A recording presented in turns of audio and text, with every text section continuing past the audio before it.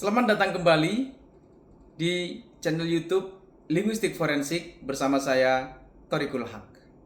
Dalam kesempatan ini, saya akan menyampaikan satu bentuk langkah analisis forensik data yang dibutuhkan dalam suatu langkah analisis forensik yang nanti akan dihubungkan dengan linguistik forensik. Sebagaimana penjelasan yang sudah umum dalam ilmu forensik, bahwa ilmu forensik adalah bidang ilmu yang menerapkan metode ilmiah untuk membantu proses penegakan hukum. Nah, memang sejak awal forensik itu ilmu yang membantu proses hukum apabila ada persoalan-persoalan hukum. Bagaimana langkah-langkahnya? Langkah analisis forensik secara umum melibatkan beberapa tahapan, termasuk tahapan identifikasi, pengumpulan, pemeriksaan, analisis, dan pelaporan. Saya akan langsung memberikan contoh yang konkret dari beberapa tahapan supaya dipahami, sekaligus nanti mana yang sesuai dengan langkah linguistik forensik apabila ada kasus dan data yang dibutuhkan analisis linguistik forensik. Yang pertama adalah identifikasi atau assessment. Ini berkaitan dengan sumber data. Identifikasi sumber data itu sekali lagi berkaitan dengan kasusnya apa. Saya kasih contoh, misalnya ada surat dari seseorang yang mengancam kepada seseorang, dan itu bisa menjadi bagian dari sebuah kasus hukum karena ancaman itu. Surat itu akan diidentifikasi untuk dipastikan apakah dalam bentuk tulisan tangan atau dalam bentuk ketikan. Nah, kalau dalam bentuk tulisan tangan, maka data itu harus dipastikan dulu apakah data itu data asli atau data itu fotokopi. Nah, kalau data asli, ya ini sebagai sebuah tindakan awal untuk mendapatkan data yang otentik, betul. Tapi kalau fotokopi, maka tahapannya akan panjang lagi. Mana yang asli, di mana yang asli. Nah, itu pentingnya identifikasi awal. Oke, katakanlah ini datanya asli, tulisan tangan. Kalau data asli tulisan tangan, maka ada analisis linguistik forensik yang disebut author identification. Author identification ini menjadi salah satu langkah linguistik forensik untuk memastikan bagaimana tulisannya, bagaimana karakternya, ditulis kira-kira ini kapan, karena nanti berkaitan dengan dokumen itu yang sesuai berkaitan dengan isunya apa, isinya apa, itu bisa ketemu. Kalau surat ini itu mengancam seseorang, maka bisa diidentifikasi kira-kira dari sekian waktu orang yang diancam itu punya persoalan dengan siapa saja. Atau biasanya kalau ini berkaitan dengan isu-isu yang terkait orang per orang, itu lebih mudah lagi nanti diidentifikasi orang per orangnya. Mungkin tidak satu orang yang ketemu, tapi beberapa orang. Nah, beberapa orang itu bisa dilakukan langkah-langkah forensik. Biasanya juga akan dibantu oleh aparat penegak hukum untuk memanggil satu persatu yang berkaitan ini yang identik dengan tulisan ini. Orang ini tulisannya dari sekian bukti yang dikumpulkan, mana tulisannya ketika dia menulis bagaimana, atau tulisan yang sudah ditulis ditemukan di mana, itu nanti yang bisa diidentifikasi langkah-langkah selanjutnya. Tetapi bahwa mengumpulkan data yang otentik itu dalam tahapan identifikasi itu penting. Memastikan bahwa data itu tidak rusak, data itu tidak cacat. Contoh misalnya, kalau surat tadi itu ada dalam bentuk dokumen, file, misalnya di akun media sosial, di Facebook, di Instagram, TikTok. Nah, karena itu dalam bentuk dokumen, dokumennya adalah dalam bentuk digital, itu digital forensik. Tetapi digital forensik itu hanya pada posisi memastikan bahwa dokumen ini apakah ada editannya atau tidak. Apakah difoto atau di video dengan perangkat apa. Kapan di video dan kapan difoto. Itu langkah untuk memastikan bahwa identifikasi itu penting dari sisi pengambilan data awal. Kemudian pengumpulan data, collection. Pengumpulan data itu akan masuk kepada identifikasi akuisisi data yang mengumpulkan dari sumber yang telah diidentifikasi. Tadi misalnya saya menjelaskan, sudah dapat data. Tapi kan data ini harus ada pendukung data yang lain. Nah, pendukung data yang lain, misalnya ada surat ancaman tadi, data awal. Nah, ditulis oleh orang kepada seseorang yang diancam. Untuk memastikan bahwa tulisan ini itu adalah tulisan yang bisa dianalisis, maka harus ada pembanding tulisan lagi. Siapa yang dicurigai, siapa yang kira-kira punya potensi menulis ini. Nah, dari data orang per orang ini dikumpulkan datanya, disesuaikan apakah tulisan ini sama dengan tulisan-tulisan sebelumnya, tulisan di mana orang ini pernah menulis. Nah, itu data yang harus dikumpulkan untuk memastikan bahwa penguat data utama ini ada supportingnya.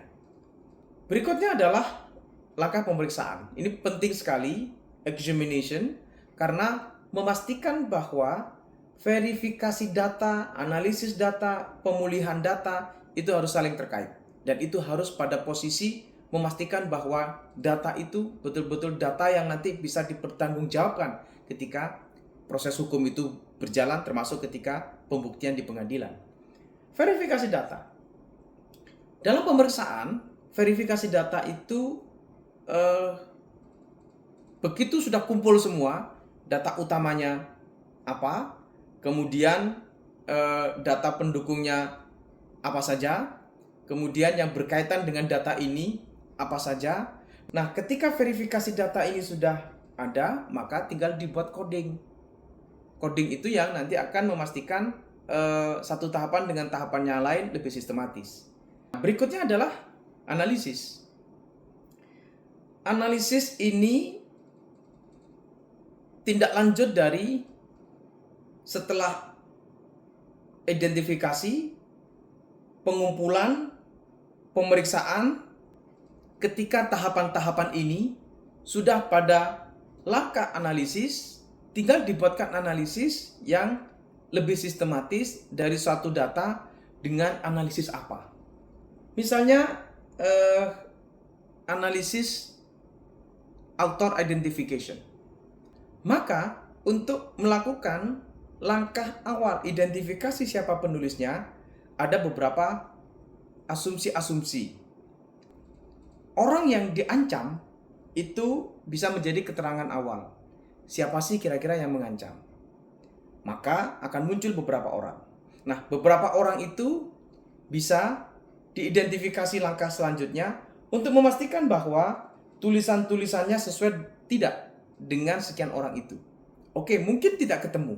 Maka tahapan berikutnya adalah kira-kira tulisan ini itu ditulis oleh orang yang punya latar belakang pendidikan apa. Itu bisa ketemu. Begitu latar belakang pendidikannya ketemu, maka dari sekian orang itu, mana latar belakang pendidikan yang kira-kira sesuai dengan tulisan itu. Nah, itu nanti akan menjadi langkah selanjutnya secara teknis dalam analisis author identification. Tetapi kalau data itu dalam bentuk dokumen yang ditulis dalam media sosial atau dalam bentuk dokumen yang diupload dalam media sosial dari tulisan orang, maka pertama kali yang harus dipastikan bahwa analisis mendalamnya betul tidak data ini data valid. Atau data ini data yang tidak diedit. Atau data ini data yang bisa dipastikan kapan diupload, kapan ditulis, dengan apa mendokumentasikan. Kan ketemu berapa megapiksel, kira-kira ukuran sekian ini adalah menggunakan kamera apa atau menggunakan handphone apa. Langkah-langkah tadi itulah yang disebut digital forensik. Digital forensik hanya pada batas filing digital tadi itu.